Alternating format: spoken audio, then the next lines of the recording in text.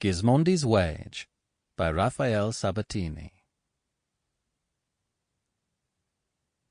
Benvenuto Gismondi, thief and scoundrel, sat on his horse, breathing hard and grinning.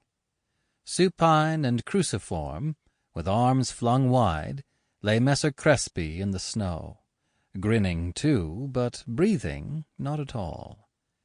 Midway between Forli and Rimini, on the long road that, coming from beyond Bologna, runs southeastward to the sea in a line of rare directness, had this murder been committed in the full glare of a brilliant January noontide, and no witness was in sight, as far as I could reach, onward toward the hazy spires of distant Rimini, or backward in the direction of Forli.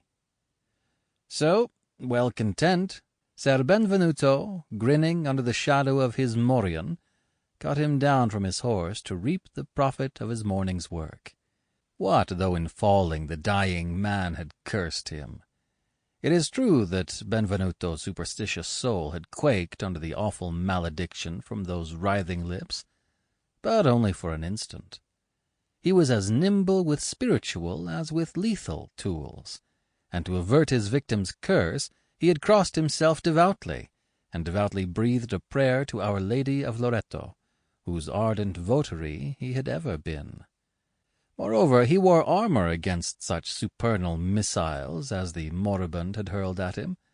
The scapulary of the confraternity of St. Anne hung upon his breast and back, beneath his shirt, to turn the edge of any curse, however keenly barbed. Easily, therefore, in mind and conscience, he got him down into the snow, all trampled and slushy where their horses had circled in the fight, and having tethered his own beast, he fetched Messer Crespi's a cruel cut across the hams that sent it off at the gallop in the direction of Forli. Next he applied himself to the garnering of the spoil. The dead gallant was richly arrayed. It was the very richness of his raiment that had caught in passing the eye of Ser Benvenuto, and lured him by its promise. But the raiment that had erstwhile tempted mocked him now, for his prize, it seemed, was gilt, not solid gold. He rose from an unfruitful search, cursing the poverty of the dead man's pockets, cursing himself for the risk he had run in so poor a cause, and weighing in his palm a trumpery jewel he had plucked from Crespi's cap, and a silken purse containing some 5 gold pieces. Then, in a frenzy, half disappointed... Sample complete. Ready to continue?